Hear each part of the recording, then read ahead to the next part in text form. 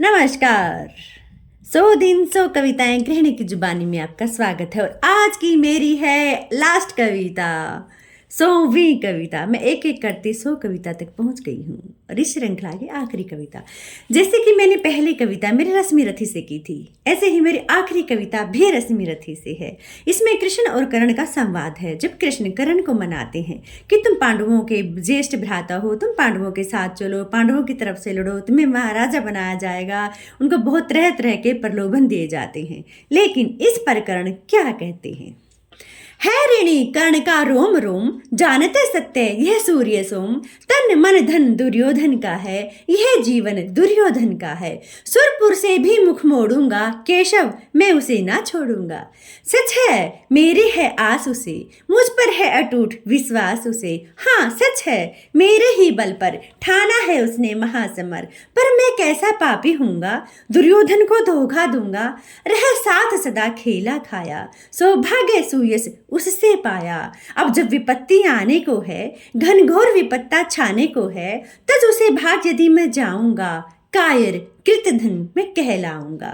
कुंती का मैं भी एक तनय, जिसको होगा इसका प्रत्यय। संसार मुझे धिक्कारेगा, मन में यही विचारेगा। फिर गया तुरंत जब राज्य मिला, यह कर्ण बड़ा ही पापी निकला। मैं ही नहीं सहूंगा विषम डंक, अर्जुन पर भी होगा कलंक। सब लोग कहेंगे डर कर ही, अर्जुन ने अद्भुत नीति जोड़ी। चल चाल कर्ण को फोड़ लिया, संबंध अनोखा तोड़ लिया जोड़ लिया। कोई भी कहीं न चूकेगा, सारा जग मुझ पर थूकेगा। तप त्यागशील तप योग दान, मेरी मिट्टी होगी मेरी मिट्टी समान। लोभी लालची कहलाऊंगा, किसको क्या मुंह दिखलाऊंगा। जो आज आप कह रहे आर्य, कुंती के मुख से कृपाचार्य सुन वही हुए लज्जित होंगे। हम क्यों रण से सज्जित होंगे, मिलता न कर्ण दुर्योधन को। पांडव कभी न जाते वन को। लेकिन नौका तट छोड़ चली, कुछ पता नहीं किस ओर चली। यह बीच नदी की धारा है, सुझता न कूल किनारा है। ये लील भरे यह धार मुझे, लौटना नहीं स्वीकार मुझे। धर्माधिराज का ज्येष्ठ बनूं, भारत में सबसे श्रेष्ठ बनूं। कुल की पोशाक पहन करके सिर उठा चलूं, कुछ तन करके।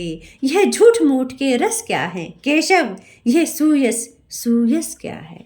सिर पर कुलीनता का टीका, भीतर जीवन का रसवी का। अपना ने नाम जो ले सकते, परिचय न तेज जो दे सकते। ऐसे भी कुछ नर होते हैं, कुल को खोते ओ खोते हैं। विक्रमी पुरुष लेकिन सिर पर चलता ना छत्र पुरखों का धर। अपना बल तेज जगाता है, सम्मान जगत से पाता है। सब देख उसे ललचाते हैं, कर विविध जतन अपनाते